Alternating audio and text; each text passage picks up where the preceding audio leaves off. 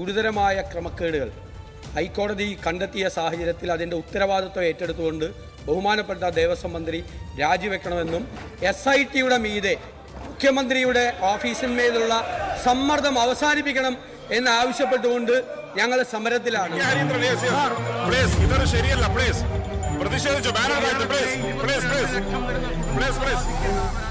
UDFന്റെ ഭരണകാലം മുതലുള്ള സ്വർണ്ണക്കൊള്ളയെക്കുറിച്ച് അന്വേഷണം നടത്താൻ കർത്തവന്മാരെ രക്ഷിക്കാൻ വേണ്ടിയിട്ട് പ്രതിപക്ഷ നേതാവ് ഇളക്കി വിട്ടിരിക്കുകയാണ് ഇവരെ എല്ലാവരെയും.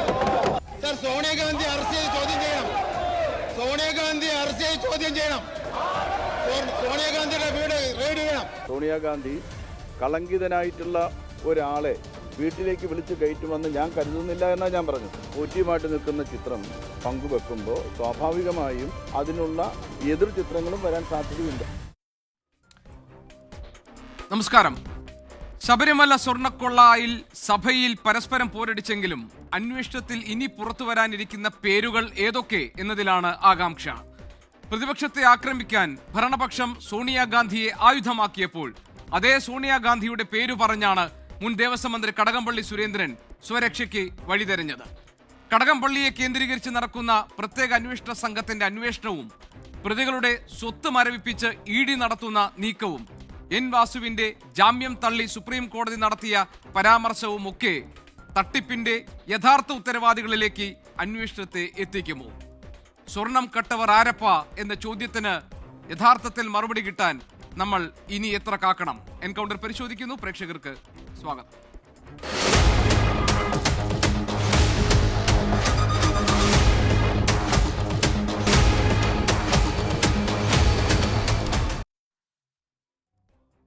ഈ ചർച്ചയിൽ എൻകൗണ്ടറിൽ ഇന്ന് നമ്മുടെ അതിഥികളായി എത്തുന്നു CPM-നെ പ്രതിനിധീകരിച്ച് ശ്രീ H. സലാം MLA, കോൺഗ്രസ് പ്രതിനിധിയായി ശ്രീ സന്ദീപ് വാര്യർ, BJP പ്രതിനിധി ശ്രീ PR ശിവശങ്കർ, ഒപ്പം തന്നെ റിട്ടയർഡ് SP ശ്രീ സുഭാഷ് ബാബു എന്നിവർ. ശ്രീ സന്ദീപ് വാര്യർ, UDFന്റെ ഭരണകാലം മുതലുള്ള സ്വർണ്ണ കവർച്ച, ശബരിമലയിലെ സ്വർണ്ണക്കൊള്ളയെക്കുറിച്ച് അന്വേഷണം നടത്തുകയാണ്. അതുകൊണ്ട് ആ സ്വർണ്ണക്കള്ളന്മാരെ സംരക്ഷിക്കാൻ വേണ്ടി പ്രതിപക്ഷ നേതാവ് ഇറക്കി വിട്ടതാണ് ഇന്ന് സഭയിൽ കണ്ട ഈ ബഹളത്തിനൊക്കെ കാരണം എന്നാണ് MP രാജേഷ് പറഞ്ഞത്. മാത്രമല്ല, ഇന്ന് ഏറ്റവും സവിശേഷമായ സഭയിൽ കണ്ടത് സോണിയാഗാന്ധിയുടെ പേര് പറഞ്ഞുകൊണ്ട് നടത്തിയിട്ടുള്ള പരാമർശങ്ങളാണ്. കാരണം ആ ചിത്രം പുറത്തു വന്നല്ലോ. ആ ചിത്രം അതുകൊണ്ട് സോണിയാഗാന്ധിയുടെ വീട്ടിൽ പരിശോധിച്ചാൽ സ്വർണം കിട്ടും. സ്വർണം കട്ടവരാരപ്പ, കോൺഗ്രസ്സുകാരനാണ് അയ്യപ്പ എന്ന് ഇന്ന് ശിവൻകുട്ടി സഭയിൽ പറഞ്ഞത് താങ്കൾ കേട്ടല്ലോ. പ്ലേറ്റ് തിരിച്ചു വയ്ക്കാൻ നടത്തിയ ശ്രമമാണോ? ഇതിന് മറുപടി പറയേണ്ട ബാധ്യത കോൺഗ്രസിനുണ്ടോ? ഗോപീഷ, ഇന്ന് സഭയ്ക്കകത്ത് CPM ഉയർത്തിയിട്ടുള്ള ന്യായീകരണം, ക്യാപ്സ്യൂളുകളൊക്കെ എത്രയോ ദിവസങ്ങളായി നിങ്ങൾ ഉൾപ്പെടെയുള്ള ചാനലുകൾ നടത്തുന്ന ചർച്ചകളിൽ CPM-ന്റെ വക്താക്കളായിട്ട് വരുന്നവർ നടത്തുന്നത് തന്നെയല്ലേ? അതിൽ പരം എന്ത് ന്യായീകരണമാണ് അവർക്ക് സഭയ്ക്കുള്ളിൽ പറയാൻ പറ്റിയിട്ടുള്ളത്? ഇന്ന് സംസ്ഥാനത്തെ നിയമസഭയ്ക്കുള്ളിൽ പ്രതിപക്ഷം ഉത്തരവാദിത്വബോധത്തോടു കൂടി ഈ വിഷയങ്ങൾ ഉന്നയിച്ച സമയത്ത് അതിൽ നിന്ന് ഒളിച്ചോടുകയല്ലേ ഇത്. സാധാരണഗതിയിൽ ഈ സഭ ബഹിഷ്കരിക്കുന്നതൊക്കെ പ്രതിപക്ഷമാണെങ്കിൽ ഇന്ന് ഭരണപക്ഷം സഭ ബഹിഷ്കരിച്ചിട്ടുള്ള അപൂർവമായിട്ടുള്ള നടപടിക്കല്ലേ കേരള നിയമസഭ സാക്ഷ്യം വഹിച്ചത്? ചരിത്രത്തിൽ ഇങ്ങനെ ഉണ്ടായിട്ടുണ്ടോ? അപ്പോൾ ഭരണപക്ഷം തന്നെ സഭ ബഹിഷ്കരിക്കുന്നു. ഭാവിയിൽ പ്രതിപക്ഷത്തിരിക്കാനുള്ള ട്രെയിനിങ് എന്നുള്ള നിലയ്ക്കായിരിക്കാം ഒരുപക്ഷെ ഇന്ന് അവർ സഭ ബഹിഷ്കരിച്ച് പുറത്തു പോയിട്ടുണ്ടാവുക. പക്ഷേ കേരളത്തിലെ ജനങ്ങൾ, കേരളത്തിലെ അയ്യപ്പ വിശ്വാസികൾ ചോദിക്കാൻ ആഗ്രഹിക്കുന്ന ചോദ്യങ്ങളാണ് പ്രതിപക്ഷം ഉത്തരവാദിത്തപൂർവ്വം ഇന്ന് ചോദിക്കാൻ ആഗ്രഹിച്ചത്. അവിടെ ഭരണപക്ഷം ഒളിച്ചോടുകയാണ് ചെയ്തത്. പ്രത്യേകിച്ച് ഈ കേസുമായി ബന്ധപ്പെട്ട് എങ്ങനെയെങ്കിലും പിടിച്ചു നിൽക്കാൻ വേണ്ടി കാര്യങ്ങൾ പറയുന്ന സമയത്ത് ഇപ്പോൾ സോണിയാഗാന്ധിയുടെ ചിത്രം ഉയർത്തി കാണിക്കുന്നു. മുഖ്യമന്ത്രിക്ക് അങ്ങനെ അഭിപ്രായം ഉണ്ടോ? അതായത് ഈ ചിത്രത്തിൽ സോണിയാഗാന്ധിയുടെ കൂടെ ചിത്രം വന്നതിൻ്റെ പേരിൽ സോണിയാഗാന്ധിയുടെ വീട് റെയ്ഡ് ചെയ്യണമെന്ന് അല്ലെങ്കിൽ സംസ്ഥാനത്തൊരു മന്ത്രി പറയുന്ന സമയത്ത്, ശിവൻകുട്ടി പറയുന്ന സമയത്ത് അതുപോലെ സംഭവിക്കണമെന്ന് മുഖ്യമന്ത്രിക്ക് അങ്ങനെ ആവശ്യമുണ്ടോ? ഉണ്ടെങ്കിൽ പറയണം. അങ്ങനെയാണെങ്കിൽ മുഖ്യമന്ത്രിയുടെ കൂടെയുള്ള ഫോട്ടോ ഉണ്ടല്ലോ. മുഖ്യമന്ത്രിയുടെ കൂടെയുള്ള ഫോട്ടോയുടെ അടിസ്ഥാനത്തിൽ മുഖ്യമന്ത്രിയുടെ വീട് റെയ്ഡ് ചെയ്യണോ? അല്ലെങ്കിൽ മുഖ്യമന്ത്രിയുമായി ബന്ധപ്പെട്ടവരുടെ വീടുകളൊക്കെ റെയ്ഡ് ചെയ്യണോ? ഇവിടെ ഞങ്ങളാരും അത്തരമൊരു ആവശ്യം ഉന്നയിച്ചിട്ടില്ലല്ലോ. ഇവിടെ ഈ കേസുമായി ബന്ധപ്പെട്ടിട്ടുള്ള ആളുകളെ, അതുമായി ബന്ധപ്പെട്ടുള്ള കൃത്യമായിട്ടുള്ള അന്വേഷണം നടക്കണം. അതുമായി ബന്ധപ്പെട്ടുള്ള ആളുകൾ, എനിക്ക് തോന്നുന്നു ശ്രീ സന്ദീപ് വാര്യർ, മുഖ്യമന്ത്രിക്ക് അങ്ങനെ ഒരു ആവശ്യമുണ്ടെന്നാണ്. കാരണം അദ്ദേഹം പറഞ്ഞത് സോണിയാഗാന്ധിയുടെ അപ്പോയിന്റ്മെന്റ് ഉണ്ണികൃഷ്ണൻ പോറ്റിക്ക് എങ്ങനെ കിട്ടി എന്നാണല്ലോ അദ്ദേഹം ചോദിക്കുന്നത്. കാരണം ഈ Z കാറ്റഗറി സുരക്ഷയിൽ കഴിയുന്ന കോൺഗ്രസിലെ മുതിർന്ന നേതാക്കൾക്ക് പോലും എളുപ്പം കിട്ടാത്ത ഒരു അപ്പോയിന്റ്മെന്റ് എങ്ങനെയാണ് ഉണ്ണികൃഷ്ണൻ പോറ്റിക്ക് കിട്ടിയതെന്നാണ് മുഖ്യമന്ത്രി ചോദിച്ചത്. എനിക്ക് തോന്നുന്നു താങ്കൾ പറഞ്ഞതുപോലെ മുഖ്യമന്ത്രിക്ക് അങ്ങനെ ഒരു ആക്ഷേപമുണ്ട്. ശബരിമല ഏറ്റവും കൂടുതൽ ബാധിക്കേണ്ടത് ഈ ശബരിമല വിഷയവുമായി ബന്ധപ്പെട്ട കാര്യത്തിൽ അദ്ദേഹം ഇതിനു മുൻപ് നടത്തിയത് അങ്ങനെയാണ്. കാരണം മുൻപ് കെ കരുണാകരൻ സോണിയാഗാന്ധിയെ കാണാൻ കഴിയാതെ അപ്പോയിന്റ്മെന്റ് കിട്ടാതെ വന്ന് തിരികെ വന്ന കാര്യമൊക്കെ സൂചിപ്പിച്ചുകൊണ്ട് അദ്ദേഹം പറഞ്ഞത്. പിന്നെ എങ്ങനെയാണ് ഈ തട്ടിപ്പ് നടത്തിയ ആളുകൾ സോണിയാഗാന്ധിയുടെ അപ്പോയിന്റ്മെന്റ് എങ്ങനെ കിട്ടി? ഈ 2 കോൺഗ്രസ് MP-മാർ എങ്ങനെയാണ് ഈ ഉണ്ണികൃഷ്ണൻ പോറ്റിയും കൊണ്ട് സോണിയാഗാന്ധിയുടെ വസതിയിൽ പോയത് എന്നൊക്കെയാണ് മുഖ്യമന്ത്രി ചോദിക്കുന്നത്. അപ്പോൾ എനിക്ക് തോന്നുന്നു അദ്ദേഹത്തിന് അങ്ങനെ ഒരു അഭിപ്രായമുണ്ട്, അങ്ങനെ ഒരു ആരോപണമുണ്ട്. ഇല്ല, അങ്ങനെ ഒരു ആവശ്യം അദ്ദേഹം ഉന്നയിച്ചിട്ടില്ല. മറിച്ച് അദ്ദേഹം പറഞ്ഞ ലോജിക്ക് അനുസരിച്ചാണെങ്കിൽ അദ്ദേഹം ഈ കാര്യത്തിൽ മറുപടി പറയാൻ ബാധ്യസ്ഥനാവില്ലേ? കാരണം Z+ കാറ്റഗറി സെക്യൂരിറ്റി ബഹുമാനായിട്ടുള്ള സോണിയാഗാന്ധിക്ക് മാത്രമല്ല, ബഹുമാനപ്പെട്ട മുഖ്യമന്ത്രി സെക്യൂരിറ്റി കാറ്റഗറിയും അത് തന്നെയാണ്, Z+ ആണ്. രാജ്യത്ത് കേരളത്തിൻ്റെ മുഖ്യമന്ത്രിക്ക് കിട്ടുന്ന അതേ കാറ്റഗറി സെക്യൂരിറ്റിയാണ് ബഹുമാനായ സോണിയാഗാന്ധിക്കുള്ളത്. 2 കൂട്ടരെയും സെക്യൂരിറ്റി പ്രോട്ടോകോൾ തമ്മിൽ ഒരു മാറ്റവും ഇല്ല. മറ്റൊന്ന്, അദ്ദേഹം പറഞ്ഞ കാര്യം, ഇപ്പോൾ സോണിയാഗാന്ധിയുടെ അപ്പോയിൻമെൻറ്റ് ഈ ഉണ്ണികൃഷ്ണൻ പോറ്റിക്ക് കിട്ടിയിട്ടുണ്ടെങ്കിൽ അതിന് സോണിയാഗാന്ധി മറുപടി പറയേണ്ടതുണ്ടെങ്കിൽ മുഖ്യമന്ത്രിയുടെ അപ്പോയിൻമെൻറ്റ് മുഖ്യമന്ത്രിയുടെ സർക്കാർ പരിപാടി അത് കുറച്ചുകൂടി ഗൗരവതരമാണ്. സോണിയാഗാന്ധിക്ക് സർക്കാരുമായി ഒരു ബന്ധവുമില്ലാത്ത, അല്ലെങ്കിൽ ശബരിമലയുമായിട്ട് ഒരു ബന്ധവുമില്ല.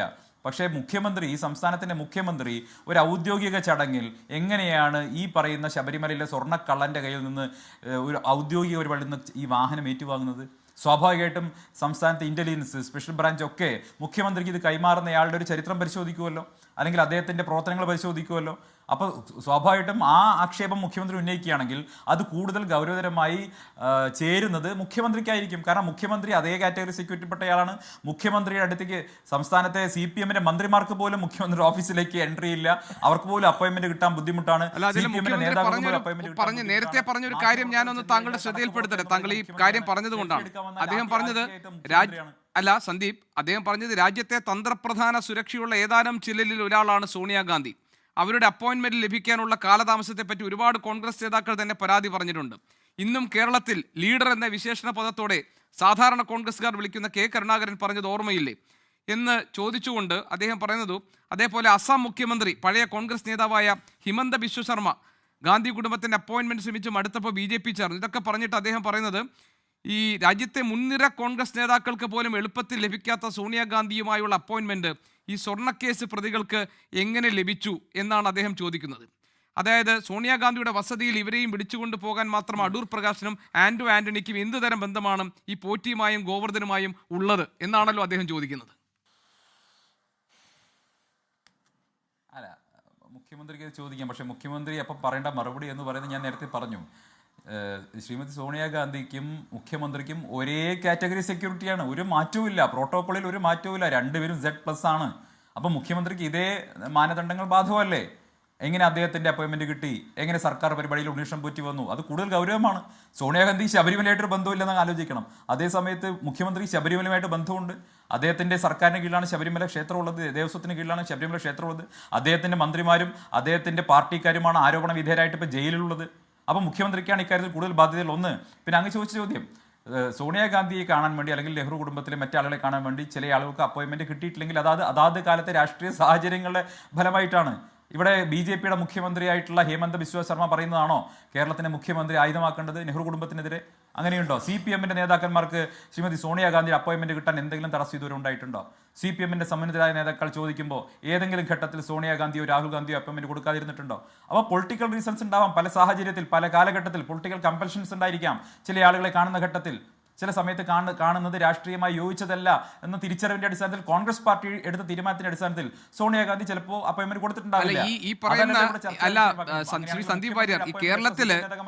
ഈ കേരളത്തില് സംസ്ഥാനത്തിന്റെ വക ഫോട്ടോ പതിച്ച നേറ്റിവിറ്റി അദ്ദേഹം പറഞ്ഞത് സെക്രട്ടേറിയറ്റിന് മുന്നിലുള്ള പോർട്ടിക്കോയിൽ ഒരു കൂട്ടർ ശബരിമലയ്ക്ക് കൊടുക്കുന്ന ആംബുലൻസിന്റെ ഉദ്ഘാടനത്തിനായി വന്നു. അവിടെ ആൾക്കൂട്ടത്തിനിടയിൽ പോറ്റി ഉണ്ടായിരുന്നു. അന്ന് എൻ്റെ അടുത്തായിരുന്നു എന്ന് പറഞ്ഞാണ് ഇപ്പോൾ പ്രചാരണം നടത്തുന്നത്. അതുപോലെ അല്ലല്ലോ ഇത്. ഒരു പൊതു ഇടത്തിൽ ഉണ്ടായിരുന്ന പോലെ അല്ല അപ്പോയിൻമെന്റ് എടുത്ത് കയ്യിൽ ഈ ചരടൊക്കെ കെട്ടിക്കൊടുക്കാൻ പോലുള്ള സംഭവങ്ങൾ നടക്കുന്നത് എന്നാണ് സോണിയാഗാന്ധിയുമായുള്ള കൂടിക്കാഴ്ചയെക്കുറിച്ച് മുഖ്യമന്ത്രി പറഞ്ഞതും അദ്ദേഹത്തിന്റെ ഫോട്ടോ പ്രചരിപ്പിച്ചതിൽ അദ്ദേഹം കണ്ടെത്തുന്ന ന്യായവും. അതാണ് കൂടുതൽ ഗൗരവകരമായിട്ടുള്ള ആരോപണം. കാരണം സർക്കാർ പരിപാടിയിലാണ് മുഖ്യമന്ത്രി സംബന്ധിച്ചത്. ദേവസ്വം വകുപ്പിന് ഒരു സംഘടനയോ അതല്ലെങ്കിൽ ഒരു സ്ഥാപനമോ ഒരു വാഹനം കൈമാറുന്ന ചടങ്ങ്, ആ വാഹനം ഏറ്റുവാങ്ങുന്നത് മുഖ്യമന്ത്രിയാണ്. അത് ഔദ്യോഗിക ചടങ്ങായി മാറി. സ്വാഭാവികമായിട്ടും അത് നടക്കുന്ന സ്ഥലത്ത് സുരക്ഷാ പ്രോട്ടോകോൾ ഉണ്ടാവും. അങ്ങനെ വഴിയരികിൽ നിൽക്കുന്ന ആളുകൾക്ക് മുഴുവൻ മുഖ്യമന്ത്രി പിണറായി വിജയന്റെ അടുത്ത് കയറി നിൽക്കാൻ സാധിക്കില്ലല്ലോ, സ്വാഭാവികമല്ലേ? അങ്ങനെ ഇവിടെ മുഖ്യമന്ത്രിയുടെ വലിയ യാത്രയുണ്ടായല്ലോ, കേരളത്തിൽ യാത്രയുണ്ടായല്ലോ, ഏതെങ്കിലും ഒരു പാവപ്പെട്ടവനെ വിളിച്ച് വേദിയിൽ കയറ്റിയോ? CPM-ന്റെ ഒരു ഏരിയ സെക്രട്ടറിയെങ്കിലും വേദിയിൽ കയറാൻ പറ്റിയിട്ടുണ്ടായിരുന്നോ? ഇല്ലല്ലോ. അപ്പോൾ വ്യാപകമായിട്ട് ഇത്തരം യാത്രകളൊക്കെ നടന്ന സമയത്തും മുഖ്യമന്ത്രി 27 കൗണ്ടർ പുറത്ത് തുറന്നു വെച്ച് പാവപ്പെട്ടവരോട് അവിടെ അപ്ലിക്കേഷൻ കൊടുത്ത് പോകാനല്ലേ പറഞ്ഞത്? ഈ നാട്ടിലെ മാഫിയകൾക്കും വലിയ വലിയ ധനാഢ്യർക്കും മാത്രമല്ലേ മുഖ്യമന്ത്രിയോടൊപ്പം പ്രഭാത ഭക്ഷണം കഴിക്കാനുള്ള ഒരു പ്രിവിലേജ് പോലും കിട്ടിയത്? അങ്ങനെയുള്ള ഒരു മുഖ്യമന്ത്രിയാണ് ഈ അഭിപ്രായം പറയുന്നത്. മുഖ്യമന്ത്രി നിയമസഭയ്ക്ക് മുന്നിൽ വെച്ചോ സെക്രട്ടേറിയറ്റിന് മുന്നിൽ വെച്ചോ ഈ വാഹനം ഏറ്റുവാങ്ങിയിട്ടുണ്ടെങ്കിൽ ആ വാഹനം ഏറ്റുവാങ്ങുന്ന പരിപാടി സർക്കാരിൻ്റെ ഔദ്യോഗിക പരിപാടിയാണ്. It's an official programme. അവിടെ എല്ലാ പ്രോട്ടോക്കോളും പാലിക്കപ്പെടും. അവിടെ സംബന്ധിക്കുന്ന ഗസ്റ്റുകളുടെ മുഴുവൻ ചരിത്രവും പരിശോധിക്കപ്പെടും. അതെല്ലാം സ്പെഷ്യൽ ബ്രാഞ്ച് പരിശോധിക്കും. അങ്ങനെയാണ് ഉണ്ണീകൃഷ്ണൻ പോറ്റി അവിടെ വരുന്നത്. അങ്ങനെ ഉണ്ണീകൃഷ്ണൻ പോറ്റി പാർട്ടിക്കും CPM-നും ഗവൺമെന്റിനും വേണ്ടപ്പെട്ടവനായതുകൊണ്ടാണ് മുഖ്യമന്ത്രിയുടെ തൊട്ടടുത്ത് വന്ന് ആ താക്കോൽ കൈമാറുന്നതും മുഖ്യമന്ത്രി അദ്ദേഹത്തോടൊപ്പം ഫോട്ടോ എടുക്കുന്നതും. അതല്ലെങ്കിൽ ഒരിക്കലും ഉണ്ണീകൃഷ്ണൻ പോറ്റിക്ക് ആ പരിപാടിയിലേക്ക് വരാൻ സാധിക്കില്ല എന്നുള്ളത് സാമാന്യ ബുദ്ധിയല്ലേ, യുക്തിക്ക് നിരക്കുന്നതല്ലേ? ഇവിടെ സോണിയാഗാന്ധിയുടെ വീട്ടിലേക്ക് ഒരുപാട് ആളുകൾക്ക്, സാധാരണക്കാർക്ക്, പാവപ്പെട്ടവർക്കൊക്കെ എൻട്രി ഉണ്ട്. അവിടെ ഒരുപക്ഷെ ശബരിമല പോലെ ഒരു ക്ഷേത്രത്തിന് പോയിട്ടുള്ള ഒരു പൂജാരിയാണ് എന്ന് പറഞ്ഞാൽ സ്വാഭാവികമായിട്ട് അവർ അപ്പോയിൻമെന്റ് കൊടുക്കും. അവരവിടെ കാണാൻ പ്രസാദം കൊടുക്കണമെങ്കിൽ പ്രസാദം കൊടുക്കാം. ഇതൊക്കെ സ്വാഭാവികമായിട്ട് ഡൽഹിയിലെ എല്ലാ രാഷ്ട്രീയ നേതാക്കളുടെ വീട്ടിൽ സംഭവിക്കുന്ന കാര്യമാണ്. ഇപ്പോൾ സർക്കാർ ചില ദൃശ്യങ്ങൾ പുറത്തുവിട്ടിട്ടുണ്ട്. അതായത് ഉണ്ണികൃഷ്ണൻ പോറ്റി മുഖ്യമന്ത്രിയോട് ഒരു രഹസ്യം പറയുന്നു എന്ന തരത്തിൽ പ്രചരിപ്പിക്കപ്പെട്ട ഒരു ചിത്രമുണ്ടായിരുന്നു. അത് AI ആണ്, അത് AI നിർമ്മിതമാണ് എന്ന് തെളിയിക്കാൻ വേണ്ടി യഥാർത്ഥ ദൃശ്യങ്ങൾ ഇപ്പോൾ സർക്കാർ പുറത്തുവിട്ടിട്ടുണ്ട്. അതായത് താങ്കൾ നേരത്തെ പറഞ്ഞ പോലെ പൊതുപരിപാടി സെക്രട്ടേറിയറ്റിൽ ശബരിമലയിലേക്കുള്ള ഒരു എമർജൻസി റെസ്ക്യൂ വാഹനത്തിന്റെ വിതരണ ചടങ്ങ്, അതിന്റെ ആ വാഹനത്തിന്റെ വിതരണ ചടങ്ങിലാണ് മുഖ്യമന്ത്രിക്കൊപ്പം പോറ്റിയുള്ള ദൃശ്യങ്ങൾ വന്നത്. അതിപ്പോൾ മുഖ്യമന്ത്രിയുടെ ഓഫീസ് തന്നെ പുറത്തുവിട്ടിട്ടുണ്ട്. രഹസ്യം പറയുന്നു എന്നതുപോലെയുള്ള ചിത്രം അതൊരു AI നിർമ്മിതമാണെന്നും ഒപ്പമുണ്ടായിരുന്നു എന്ന് മാത്രമാണ് ആ ചിത്രത്തിൽ വന്നിരിക്കുന്നത്. പക്ഷേ സോണിയാഗാന്ധിയുടെ ചിത്രത്തിൽ കാണുന്നത് സോണിയാഗാന്ധിയുടെ വസതിയിലുള്ള സ്വകാര്യ സന്ദർശനമാണ്. അവിടെ കയ്യിൽ ചരട് കെട്ടിക്കൊടുക്കുന്നു, പിന്നെ എന്നതുമായി ബന്ധപ്പെടുത്തിയാണ് ഇന്നത്തെ ആരോപണങ്ങളൊക്കെ അവർ ഉയർത്തിയിരിക്കുന്നത്. പിന്നെ മാത്രമല്ല, അടിയന്തര പ്രമേയത്തിന് നോട്ടീസ് നൽകി ഞങ്ങൾ ചർച്ചയ്ക്ക് വരാൻ തയ്യാറാണ്, എന്നാൽ അതിന് പ്രതിപക്ഷം മുതിരുന്നില്ല എന്ന ഒരു ആക്ഷേപവും ഇന്ന് MP രാജ്യസഭയിൽ ഉന്നയിച്ചു. അല്ല, ഞാനൊന്ന് പറയട്ടെ ഗോപീഷൻ, ഇവിടെ മുഖ്യമന്ത്രിയുടെ അടുത്ത് നിൽക്കുന്ന ചിത്രമൊക്കെ വിട്ടോളൂ. ഇങ്ങനെ ഒരു പരിപാടി, പൊതുപരിപാടി നടന്നോ? സർക്കാരിൻ്റെ ഒരു പൊതുപരിപാടിയാണല്ലോ അത്. അതല്ലാതെ മറ്റൊരു പരിപാടിയല്ല. സർക്കാരിൻ്റെ ഒരു പൊതുപരിപാടി, സർക്കാരിൻ്റെ ഒരു വകുപ്പിലേക്ക് ഒരു വാഹനം ഏറ്റുവാങ്ങുന്ന, മുഖ്യമന്ത്രി ഏറ്റുവാങ്ങുന്ന ഒരു പരിപാടി, അതൊരു സർക്കാർ പരിപാടിയാണ്. ആ സർക്കാർ പരിപാടിയിൽ മുഖ്യമന്ത്രി താക്കോൽ ഏറ്റുവാങ്ങിയത് ഈ പറയുന്ന ഫ്രോഡ് ഉണ്ണീകൃഷ്ണൻ പോറ്റിയുടെ കയ്യിൽ നിന്നാണ്. അതെങ്ങനെ സംഭവിച്ചു എന്നുള്ളതിനാണ് മുഖ്യമന്ത്രി വിശദീകരണം കൊടുക്കേണ്ടത്. അദ്ദേഹവും Z+ കാറ്റഗറിയുള്ള സോണിയാഗാന്ധി ഈക്വലന്റ് സെക്യൂരിറ്റിയുള്ള ഒരു VVIP ആണ്. അദ്ദേഹത്തിൻ്റെ അടുത്തേക്ക് ഒരാൾ ഇതുപോലെ ഒരു പരിപാടിയിൽ കടന്നു വരുമ്പോൾ അദ്ദേഹത്തിൻ്റെ ബാക്ക്ഗ്രൗണ്ട് തീർച്ചയായിട്ടും സ്പെഷ്യൽ ബ്രാഞ്ച് ചെക്ക് ചെയ്യും, SSB ചെക്ക് ചെയ്യും, മുഖ്യമന്ത്രിയുമായി ബന്ധപ്പെട്ട പോലീസ് സംവിധാനങ്ങളെല്ലാം ചെക്ക് ചെയ്യും, സുരക്ഷാ സംവിധാനങ്ങൾ ചെക്ക് ചെയ്യും. അത് സാമാന്യ യുക്തിയാണ്. ഇനി മറ്റൊന്ന്, ശ്രീമതി സോണിയാഗാന്ധി രോഗാതുരയാവുന്നതിന് മുൻപ് നമ്മുടെ ജനപഥത്തിൽ സാധാരണക്കാരായിട്ടുള്ള എത്രയോ ആളുകൾ എല്ലാ ദിവസവും കടന്നു ചെല്ലുന്നതാണ്, അവരുമായിട്ട് ദിവസേന കാണുന്നതാണ്. ഗോപീഷൻ ഡൽഹിയിൽ ഉണ്ടായിട്ടുള്ള ആളല്ലേ? അത് നെഹ്റു കുടുംബത്തിൻ്റെ ഒരു പതിവല്ലേ? അവരുടെ എത്രയോ കാലമായിട്ടുള്ള അവരുടെ ഒരു സിസ്റ്റം അല്ലേ? സാധാരണക്കാരായിട്ടുള്ള ആളുകളെ അവിടെ കടന്നു ചെന്ന് കഴിഞ്ഞാൽ സ്വീകരിക്കും. ഇപ്പോൾ സിഖ് ഗുരുദ്വാരകളിൽ നിന്ന് ആളുകൾ വരാറുണ്ടല്ലോ, അവരെ സ്വീകരിക്കാറുണ്ട്, അവരെ കാണാറുണ്ട്, ഫോട്ടോ എടുക്കാറുണ്ട്, പോകാറുണ്ട്. പല ഈ മുസ്ലിം മതപുരോഹിതർ വരാറുണ്ട്, വിവിധ ജാതി വിഭാഗങ്ങളിൽപ്പെട്ടവർ നമ്മുടെ ജനപഥത്തിലേക്ക് വരാറുണ്ട്. അതൊരു ട്രഡീഷനാണ്, നെഹ്റു ഫാമിലിയുടെ ട്രഡീഷനാണ്. അവിടേക്ക് ആളുകൾ വരുന്ന സമയത്ത് സ്വീകരിക്കാറുണ്ട്. പ്രത്യേകിച്ച് ക്ഷേത്രങ്ങളിൽ നിന്ന് വരുന്ന സമയത്ത്, പ്രസാദവുമായിട്ട് വരുന്ന സമയത്ത് സ്വീകരിക്കുന്നു. അവർ കൊണ്ടുവരുന്ന പ്രസാദം എന്താണെങ്കിലും അത് ഏറ്റുവാങ്ങുന്നു, അവരോട് കൈതൊഴുകുന്നു, അവരെ യാത്രയാക്കുന്നു, അവർക്ക് വല്ലതും പറയാണ്ടെങ്കിൽ കേൾക്കുന്നു. ഇത് ഒരു ട്രഡീഷനാണ്. എത്രയോ കാലമായി നെഹ്റു ഫാമിലി തുടരുന്ന ഒരു ട്രഡീഷനാണ്. അതിലപ്പുറം ഒന്നും സംഭവിച്ചിട്ടില്ല. പക്ഷേ ഇവിടെ മുഖ്യമന്ത്രി സർക്കാർ പരിപാടിയിൽ ഉണ്ണീകൃഷ്ണൻ പോറ്റിയെ വിളിച്ച് ഈ താക്കോൽ വാങ്ങിയിട്ടുണ്ടെങ്കിൽ അവിടെ സ്പെഷ്യൽ ബ്രാഞ്ചിന്റെ റിപ്പോർട്ട് ഉണ്ടായിരിക്കും, SSBയുടെ റിപ്പോർട്ട് ഉണ്ടായിരിക്കും. അതിനെക്കുറിച്ചാണ് മുഖ്യമന്ത്രി മറുപടി ഉണ്ട്. സോണിയാഗാന്ധി കേരളത്തിലെ ദേവസ്വം ഒരിക്കലും ഭരിച്ചിട്ടില്ല. സോണിയാഗാന്ധി കേരളത്തിലെ ദേവസ്വത്തിന്റെ തലപ്പത്ത് ഉണ്ടായിട്ടില്ല. എന്താ സോണിയാഗാന്ധി വിളിച്ചു പറഞ്ഞോ ഈ നമ്മുടെ വിഗ്രഹത്തിന്റെ സ്വർണ്ണപ്പാളി എടുത്ത് ഈ കള്ളന്റെ കൈ കൊടുക്കാൻ സോണിയാഗാന്ധി വിളിച്ചു പറഞ്ഞോ? കട്ടിളപ്പാളി ഇളക്കി കൊടുക്കാൻ സോണിയാഗാന്ധി വിളിച്ചു പറഞ്ഞോ? 18-ാം പടി ഇളക്കി കൊടുക്കാൻ സോണിയാഗാന്ധി വിളിച്ചു പറഞ്ഞോ? എന്നിട്ടാണോ നിങ്ങൾ ഇളക്കി കൊടുത്തത്? അപ്പോൾ ഇത് ഈ ഉത്സവപ്പറമ്പിലെ പോക്കറ്റ് അടിക്കാരെ പോലെയാണ് മുഖ്യമന്ത്രിയും അദ്ദേഹത്തിന്റെ മന്ത്രിസഭാംഗങ്ങളും പെരുമാറുന്നത്. ഉത്സവപ്പറമ്പിലെ പോക്കറ്റ് അടിക്കാരൻ എങ്ങനെയാണ്? പോക്കറ്റ് അടിച്ച് ഓടുന്ന സമയത്ത് തന്റെ പുറകെ ഓടുന്നവരെ കള്ളന്മാർ എന്ന് വിളിച്ച് ആക്ഷേപിക്കും. അങ്ങനെ ജനക്കൂട്ടത്തിനിടയിൽ ഒരു തെറ്റിദ്ധാരണ ഉണ്ടാക്കി രക്ഷപ്പെടാനുള്ള ശ്രമം നടത്തും. ഈ ശ്രമമാണ് ഇപ്പോൾ മുഖ്യമന്ത്രിയും കൂട്ടി നടത്തുന്നത്. ഉത്സവപ്പറമ്പിലെ പോക്കറ്റ് അടിക്കാരാണ് കേരളത്തിന്റെ മുഖ്യമന്ത്രിയും അദ്ദേഹത്തിന്റെ മന്ത്രിസഭാംഗങ്ങളും അദ്ദേഹത്തിന്റെ പാർട്ടിയും. നിങ്ങൾക്ക് ഒരിക്കലും ഇതിന് രക്ഷപ്പെടാൻ ഭയപ്പെടാൻ സാധിക്കില്ല. നിങ്ങളുടെ നേതാക്കൾ ജയിലിൽ കിടക്കുന്നു. CPM-ന്റെ സംസ്ഥാനത്തെ മുൻ MLA ജില്ലാ സെക്രട്ടറി അങ്ങ് ജയിലിൽ കിടക്കുന്നു. ഗുരുദാസിന്റെ APS ജയിലിൽ കിടക്കുന്നു. CPM നേതാക്കന്മാർ ഒന്നിനു പുറകെ ഒന്നായിട്ട് കൊടിമര ജാഥ പോലെ ജയിലിലേക്ക് പോവുകയാണ്. പാർട്ടി സമ്മേളനം തുടങ്ങുന്നതിന് മുമ്പ് കൊടിമര ജാഥ പോലെ. ഞാൻ വരാം ശ്രീ സന്ദീപ് വാര്യർ. ശ്രീ എച്ച് സലാം, നിങ്ങളിപ്പോ ഈ സോണിയാഗാന്ധിയുടെ ഇന്നിപ്പോ സഭയിൽ ഈ ഭരണപക്ഷ അംഗങ്ങൾ സംസാരിക്കുന്നത് കേട്ടാൽ സോണിയാഗാന്ധിയുടെ വീട്ടിൽ പോയി റെയ്ഡ് ചെയ്ത് കഴിഞ്ഞാൽ ശബരിമലയിൽ നിന്ന് കാണാതായ സ്വർണ്ണം മുഴുവൻ അവിടെ നിന്ന് കണ്ടെടുക്കാം എന്ന നിലയിലാണ് നിങ്ങളുടെ അംഗങ്ങളൊക്കെ ഇന്ന് സഭയിൽ ബഹളം വെച്ചത്. ലളിതമായി ഇപ്പോൾ കേരളത്തിലെ സാധാരണക്കാരായ ജനങ്ങൾ നോക്കുമ്പോൾ ജയിലിൽ കിടക്കുന്ന ആളുകൾ ആരൊക്കെയാണ്? ഇപ്പോൾ മുഖ്യമന്ത്രി തന്നെ പറഞ്ഞു നിഷ്പക്ഷമായി ഒരു അന്വേഷണമാണ് പ്രത്യേക അന്വേഷണ സംഘം നടത്തുന്നത്. ആ അന്വേഷണത്തിലൂടെ ജയിലിൽ കിടക്കുന്ന ആളുകൾക്ക് പാർട്ടിയുമായുള്ള ബന്ധം എന്താണ് എന്ന് എല്ലാവർക്കും അറിയാമല്ലോ. ഇന്ന് N. വാസുവിൻ്റെ ഒരു ജാമ്യാപേക്ഷ സുപ്രീം കോടതിയിലുണ്ടായിരുന്നു. ശ്രീ എച്ച് സലാം, താങ്കൾ കണ്ടു കാണും. ആ കോടതി ചോദിച്ചത് ആരാധിക്കുന്ന ദൈവത്തെ പോലും കൊള്ളയടിച്ച ആളല്ലേ എന്ന് ചോദിച്ചാണ് ഈ ജാമ്യ ഹർജി നിഷേധിച്ചിരിക്കുന്നത്. അപ്പോൾ സോണിയാഗാന്ധിയുടെ പേര് പറഞ്ഞ് ഇപ്പോൾ ഈ നിങ്ങൾക്ക് നേരെ ഉയർന്നു വരുന്ന ചോദ്യങ്ങളെയും ആക്ഷേപങ്ങളെയും ഒക്കെ ആ പ്ലേറ്റ് മുഴുവൻ മറച്ചു വെക്കാം എന്ന് CPIM കരുതുന്നുണ്ടോ?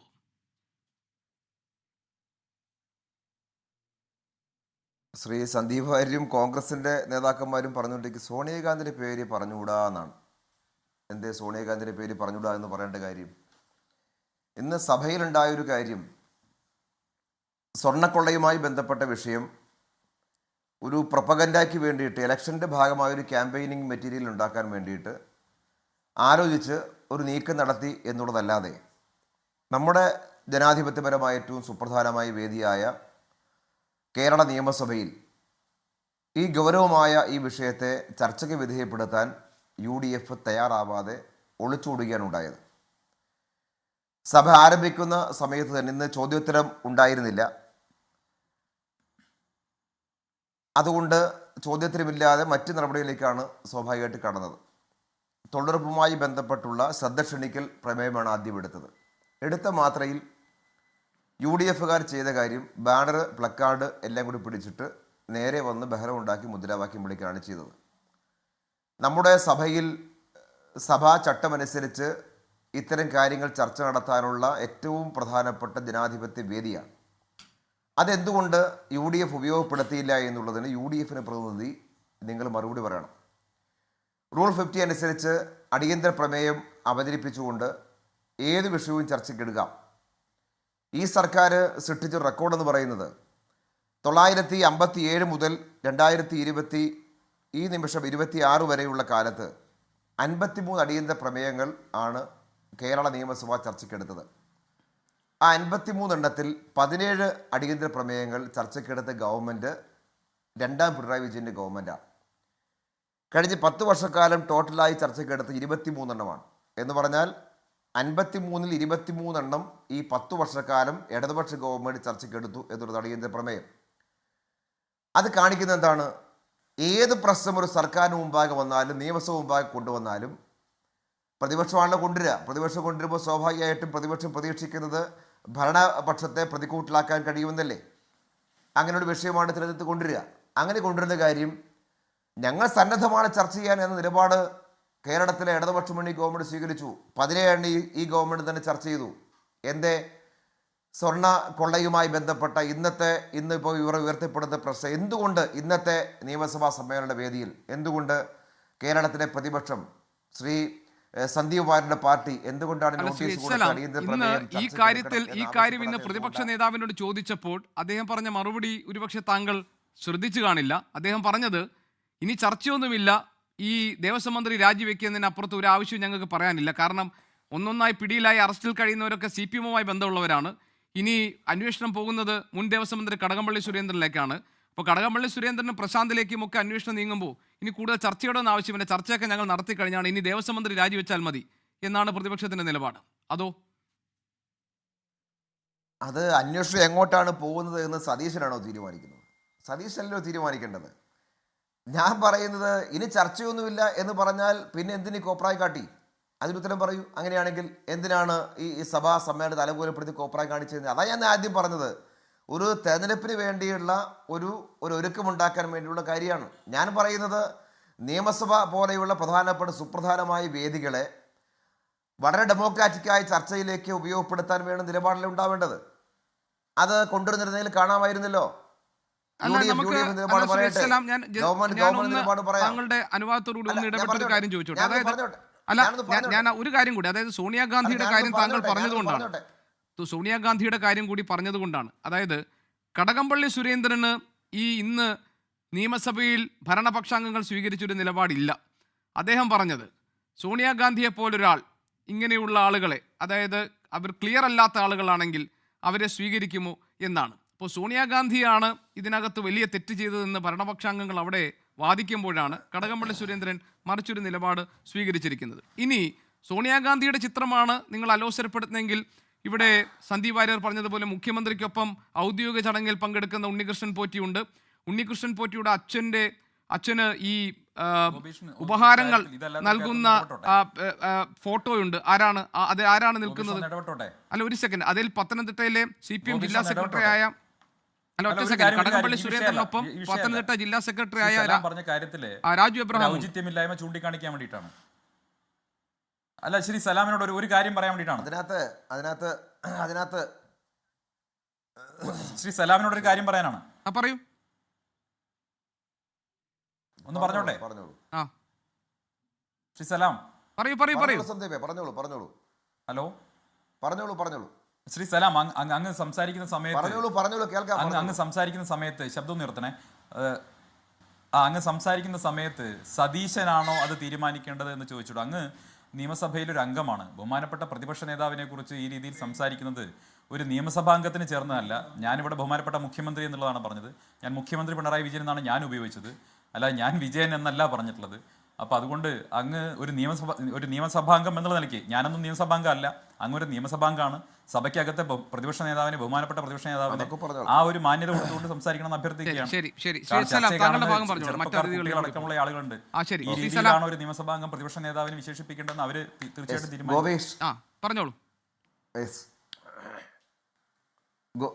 ഗോപികൃഷ്ണ, അതിനകത്ത് ഞാൻ പറയുന്നൊരു കാര്യം, നിയമസഭയിലാണ് കാര്യം. ഇപ്പോൾ പുറത്തല്ലല്ലോ, പൊതുയോഗത്തിലോ തെരുവിലോ അല്ലല്ലോ കാര്യം നടക്കുന്നത്, നിയമസഭയ്ക്കുള്ളിലാണ്. ആ നിയമസഭയ്ക്കകത്ത് നിയമസഭാ ചട്ടങ്ങളനുസരിച്ച് വിഷയങ്ങൾ ഉന്നയിക്കാനുള്ള വ്യവസ്ഥാപിതമായ മാർഗങ്ങളുണ്ട്. ആ മാർഗം ലംഘിച്ചുകൊണ്ടാണ് എന്നിവർ നടത്തിയ അതിൻ്റെ കാര്യം തന്നെ ചോദിച്ചാൽ, ഇത് റൂൾ 50 അനുസരിച്ച് നോട്ടീസ് കൊടുത്താൽ ഗവൺമെൻറ് ചർച്ചയ്ക്ക് തയ്യാറായാൽ UDF ഭാഗം പറയും, ഗവൺമെൻറ് ഭാഗം പറയും. ഇതിൻ്റെ നെല്ലും പതിരും വേർതിരിയും. ആ ചർച്ച കേരളം മുഴുവൻ കേൾക്കുമ്പോൾ ഏത് തെറ്റ് ഏത് ശരിയെന്ന് വകതിരിച്ചറിയാനുള്ള ഒരു സ്പേസാണ് കേരളത്തിലെ ജനങ്ങൾക്ക് കിട്ടുന്നത്. അത് UDF ഇഷ്ടപ്പെടുന്നില്ല. എന്തുകൊണ്ടാണ് ഇഷ്ടപ്പെടാത്തത്? ഇങ്ങനെ പകമറ ഉണ്ടാക്കിയിട്ട് ആ പകമറ നിർത്തിക്കൊണ്ടു പോകാൻ കഴിയാതെ വരും ഇതിൻ്റെ ഉള്ളുകളിലേക്ക് കടന്ന് ചർച്ച നടത്തിയാൽ. ഇപ്പോൾ സോണിയാഗാന്ധിയും ആ സെക്യൂരിറ്റി സംബന്ധിച്ചും മുഖ്യമന്ത്രിയുമായി ബന്ധപ്പെട്ട കാര്യം പ്രിയപ്പെട്ട ശ്രീ സന്ദീപ് അദ്ദേഹം സംസാരിച്ചു. എന്ത് ലളിതമായിട്ട് അദ്ദേഹം സംസാരിച്ചേ. മുഖ്യമന്ത്രി കാണാൻ മന്ത്രിമാർക്ക് പോലും കഴിയില്ല. നിങ്ങൾ ആര് പറഞ്ഞു നിങ്ങൾക്ക് ഇങ്ങനൊരു കാര്യമാണെന്ന്? ശ്രീ സന്ദീപ് വാര്യർ, ആര് പറഞ്ഞു? നിങ്ങളെങ്ങനെ നിരന്തരമായി ഈ പൊതുയോഗ പ്രസംഗം നടത്തുന്ന പോലെയാണോ നമ്മൾ ചർച്ചയിൽ പങ്കെടുത്ത് പറയേണ്ട? അങ്ങനെയാണോ? നാളെ രാവിലെ സന്ദീപ് വാര്യർക്ക് മുഖ്യമന്ത്രി കാണണമെങ്കിൽ നേരെ അവിടെ പോയി ഒരു പാസ് എടുത്താൽ പോരെ? കാണാൻ പറ്റില്ലേ?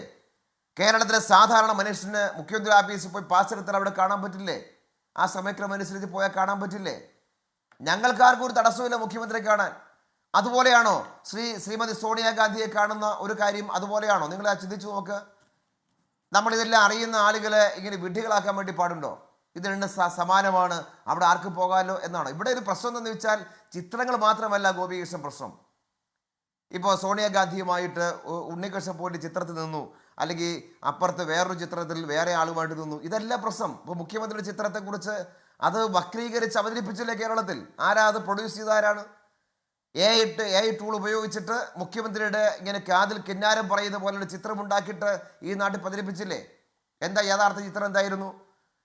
മുഖ്യമന്ത്രിയെ ആ ഡിപ്പാർട്ട്മെൻറ്റ് അത് റിലീസ് ചെയ്യാൻ വേണ്ടി വിളിച്ചു. റിലീസ് ചെയ്തിട്ട് അദ്ദേഹം നേരെ വാഹനത്തിൽ കയറാൻ ഇങ്ങനെ ചരിഞ്ഞ് പോകുമ്പോൾ ആ പോകുന്ന വഴിക്കുള്ള ഒരു സെക്കൻഡ്, ആ സെക്കൻഡിൻ്റെ എടുത്തിട്ട് AI ടൂളോട് ഉപയോഗിച്ചിട്ട് ചെവിയിലെന്തോ പറയുന്നു മുഖ്യമന്ത്രി. അത് ചിത്രം പ്രചരിപ്പിച്ചില്ലേ?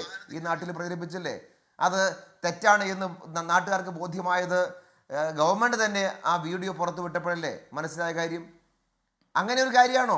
ജൻപഥിൽ കടന്നെത്തിയിട്ട് സോണിയാഗാന്ധിയുടെ വീടിൻ്റെ ഉള്ളിൽ കടന്നെത്തി സോണിയാഗാന്ധിയുടെ Z കാറ്റഗറി സെക്യൂരിറ്റിയുള്ള Z+ കാറ്റഗറി സെക്യൂരിറ്റിയുള്ള ശ്രീമതി സോണിയാഗാന്ധിയുടെ കയ്യിൽ എന്താണെങ്കിലും ചരടോ ബ്രേസ്ലെറ്റോ എന്താണെന്ന് നമുക്കറിയില്ല, അത് കെട്ടിക്കൊടുക്കാൻ പാകത്തിലുള്ള സ്വാതന്ത്ര്യത്തിലേക്ക് ഈ പ്രതിസ്ഥാനത്ത് വന്നവർ വന്നു. അതിൽ ഉണ്ണികൃഷ്ണൻ പോറ്റി മാത്രമല്ല എന്നുള്ളതാണ് ഗൗരവമായ കാര്യം. ആ ചിത്രത്തിൽ ഈ സ്വർണ്ണപ്പാളി കട്ടുകൊണ്ട് പോയ ഉണ്ണികൃഷ്ണൻ പോറ്റിയും അത് കൊണ്ടുപോയി വിറ്റ് ആ കട്ട മുതൽ വാങ്ങിയാളും, അതാ പ്രശ്നം. ഗോവർദ്ധൻ അവിടെ ഇല്ലേ? കട്ടയാളും കട്ട മുതൽ വാങ്ങിയാളും ഒരുമിച്ച് ഒറ്റ സ്റ്റില്ലേ ഉള്ളൂ ഇതുവരെ നമ്മൾ കണ്ടിടത്തോളം. അത് സോണിയാഗാന്ധിയുമായിട്ട് നിൽക്കുന്നതാണ്. കടകംപള്ളി സുരേന്ദ്രന്റെ റോൾ എന്താണ് ശ്രീ സലാം? ഞാൻ പറഞ്ഞു തീർത്തോട്ടെ. ഞാൻ പറയുന്നത് ശ്രീമതി സോണിയാഗാന്ധിയുടെ ജൻപത്ത് എന്ന് പറയുന്ന അത്രയും സെക്യൂരിറ്റി സംവിധാനമുള്ള സ്ഥലത്ത് അപ്പോയിൻമെന്റ് എടുത്ത് അകത്ത് കയറി കയ്യിൽ എന്തെങ്കിലും കെട്ടിക്കൊടുക്കാൻ കഴിയുന്ന അത്ര സുരക്ഷാ സംവിധാനമല്ലേ?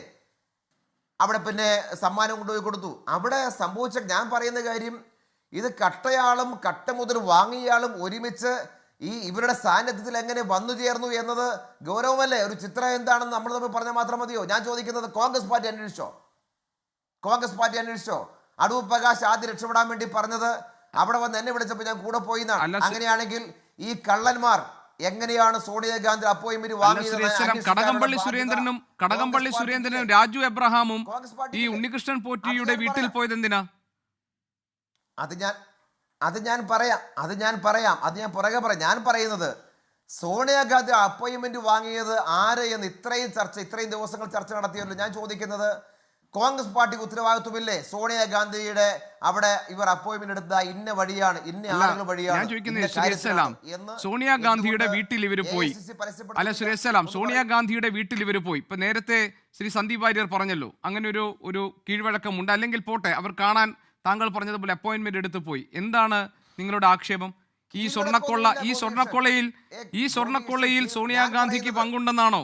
ഈ സ്വർണ്ണക്കൊള്ളയിൽ അവരുടെ പങ്കാണ് കൂടുതലുള്ളതെന്നാണോ? അപ്പോൾ SIT അന്വേഷണത്തിന്റെ ഭാഗമായി ജയിലിൽ കിടക്കുന്ന ആളുകളുടെ പങ്ക് എന്താണ്? കടകംപള്ളി സുരേന്ദ്രന്റെ പങ്ക് എന്താണ്? ഈ കേസുമായി ബന്ധപ്പെട്ട് ആർക്ക് എത്ര അളവിൽ പങ്കുണ്ടെങ്കിലും SIT അന്വേഷിച്ച് വെളിച്ചത്ത് കൊണ്ടുവരും പൂർണ്ണമായി. ഞാൻ പറയുന്ന കാര്യം, ഈ പറഞ്ഞ നിങ്ങൾ കോൺഗ്രസിന്റെ അഖിലേന്ത്യാ കോൺഗ്രസ് കമ്മിറ്റിക്ക് പറഞ്ഞൂടെ? ഈ രണ്ട് പ്രതിസ്ഥാനത്തുള്ള 2 ആളുകളും അവിടെ വന്ന് കയറിയത് ഇന്ന വഴിയിലൂടെയാണ്, സോണിയാഗാന്ധി നിരപരാധിയാണ് എന്ന്, ഈ വഴിയിലൂടെയാണ് വന്നത് എന്ന് എന്തുകൊണ്ടാണ് ഓൾ ഇന്ത്യ കോൺഗ്രസ് കമ്മിറ്റി ഒരു റിലീസ് ഇറക്കി കൂടെ? ഒന്ന് അന്വേഷിച്ചിട്ട് ഈ നിമിഷം വരെ പറഞ്ഞിട്ടില്ലല്ലോ എങ്ങനെ വന്നു എന്നുള്ള കാര്യം.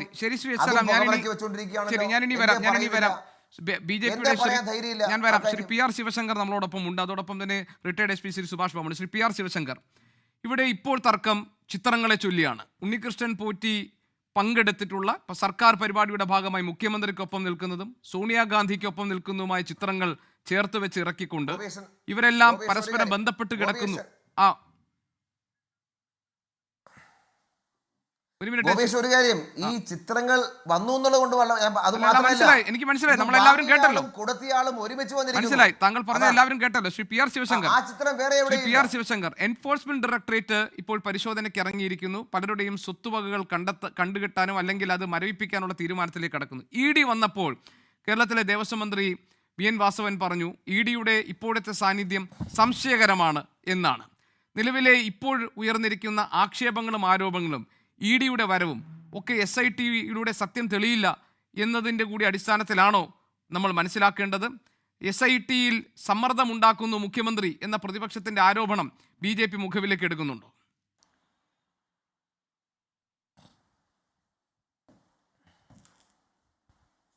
നോക്കൂ ജേഷൻ, ഞാൻ ഈ വിഷയത്തെ കാണുന്നത് മറ്റൊരു രീതിയിലാണ്. ഇപ്പോൾ താങ്കൾ ചോദിക്കുന്ന ചോദ്യങ്ങൾക്ക് 2 ചോദ്യങ്ങളാണ് ചോദിച്ചത്. ഒന്ന്, ഒരു പ്രധാനപ്പെട്ട കാര്യം ചിത്രങ്ങളെ സംബന്ധിച്ചിട്ടാണ്. ഞാൻ അത് പറഞ്ഞിട്ട് ഞാൻ SITയുടെയും EDയുടെ കാര്യത്തിലേക്ക് കിടക്കാം. ചിത്രങ്ങളെക്കുറിച്ചിട്ടാണെങ്കിൽ ചിത്രങ്ങളല്ല യഥാർത്ഥ പ്രശ്നം. ചിത്രങ്ങൾ ചൂണ്ടുപലകൾ മാത്രമാണ്. കുറ്റവാളിയിലേക്കും പ്രതികളിലേക്കും ചൂണ്ടുപലകളാണ് ഈ ചിത്രങ്ങൾ. അതിൽ നിന്ന് ചില രഹസ്യങ്ങൾ, ചില മുന്നേറ്റത്തിലേക്കുള്ള സാധ്യതകളെല്ലാം കാണാൻ സാധിക്കും. അതുകൊണ്ട് ഈ ചിത്രത്തിലുള്ള പ്രതികളെക്കുറിച്ച് അല്ലെങ്കിൽ പ്രതികളാകാൻ സാധ്യതയുള്ളവരെ കുറിച്ചിട്ട് തീർച്ചയായിട്ടും അന്വേഷിക്കണം. എത്തരത്തിലാണ് ഈ ചിത്രങ്ങൾ വന്നത്? ഏതായാലും സോണിയാഗാന്ധിക്ക് ഈ നാട്ടിലുള്ള എല്ലാവരെയും വിളിച്ചു കയറ്റി ആ ഫോട്ടോ എടുക്കുന്ന പാരമ്പര്യം ഉണ്ട് എന്ന് ശ്രീ സന്ദീപ് വാര്യർ പറഞ്ഞാൽ എനിക്ക് വിശ്വസിക്കാൻ മടിയുണ്ട്. എനിക്ക് തോന്നുന്നില്ല സന്ദീപ് വാര്യർക്ക് ഇതുവരെ ഒരു ഫോട്ടോ സെഷൻ കിട്ടിയിട്ടുണ്ടെന്ന് എനിക്ക് തോന്നുന്നില്ല. പണ്ട് അവർ വാരൻ ആൻഡേഴ്സണെയും കൊത്രോച്ചിയൊക്കെ വിളിച്ച് കയറ്റി ഫോട്ടോ എടുത്തിട്ടുണ്ടാവും. പക്ഷേ ഈ കാലഘട്ടങ്ങളിലൊന്നും അവർ സാധാരണ ആരെയും ഫോട്ടോ എടുക്കുന്നില്ല. 2014 അത് കാര്യമായി സുരക്ഷയൊക്കെ ഉണ്ടായിരുന്ന മറ്റുള്ള ഗവൺമെൻറ്റൊക്കെ ഉണ്ടായിരുന്ന കാലഘട്ടത്തിൽ ഒരാളെയും കയറ്റും ഞാൻ വിശ്വസിക്കുന്നില്ല. 2014 ഫോട്ടോ എന്നാണ് മനസ്സിലാക്കുന്നത്. അപ്പോൾ ഇത്തരം ഫോട്ടോകൾ ഒരു ചൂണ്ടുപലകകൾ മാത്രമാണ്, അതിനെക്കുറിച്ച് അന്വേഷിക്കണം എന്നുള്ളത് തന്നെയാണ് BJPയുടെ അഭിപ്രായം. 2, ഞാൻ ഇത് താങ്കളുടെ ചോദ്യമായിട്ടല്ല, പക്ഷേ ഇത്തരം ഒരു നിയമസഭകളിലേക്ക് അസംബ്ലിയിലേക്ക് ജനങ്ങളെ തിരഞ്ഞെടുത്ത് മെമ്പർമാരെ തിരഞ്ഞെടുത്ത് വിടുന്നത് അവിടെ ഈ പറയുന്ന സംസ്ഥാനത്തെ പ്രമാദമായ കേസുകളെക്കുറിച്ച് ചർച്ച ചെയ്യുവാനും ആ ചർച്ചയിൽ രാഷ്ട്രീയ പാർട്ടികളുടെ അഭിപ്രായങ്ങൾ എന്താണെന്ന് അറിയുവാനുമുള്ള സ്വാതന്ത്ര്യം ജനങ്ങൾക്കുണ്ട്. ഇന്ന് നിർഭാഗ്യവശാൽ ഇരു പാർട്ടികളും കോൺഗ്രസും കമ്മ്യൂണിസ്റ്റ് പാർട്ടിയും ഈ ജനങ്ങളുടെ സ്വാതന്ത്ര്യത്തെ അപമാനിച്ചിരിക്കുന്നു, അവഹേളിച്ചിരിക്കുന്നു. അതുകൊണ്ട് തന്നെ ഇവർക്ക് കോൺഗ്രസ്സിന് അസംബ്ലിയെയും ജനാധിപത്യത്തെയും ചർച്ചകളെയും ഭയമാണ് എന്നതാണ് ജനങ്ങൾ മനസ്സിലാക്കുന്നത്. ഇനി താങ്കൾ ചോദിച്ച രണ്ടാമത്തെ ചോദ്യം, ആ ചോദ്യത്തിൽ SIT ഇവിടെ ഒരു അന്വേഷണം നടത്തുമ്പോൾ എന്തിനാണ് EDയുടെ അന്വേഷണം എന്നുള്ളതാണ് താങ്കളുടെ ചോദ്യത്തിൻ്റെ രത്നചുരുക്കം.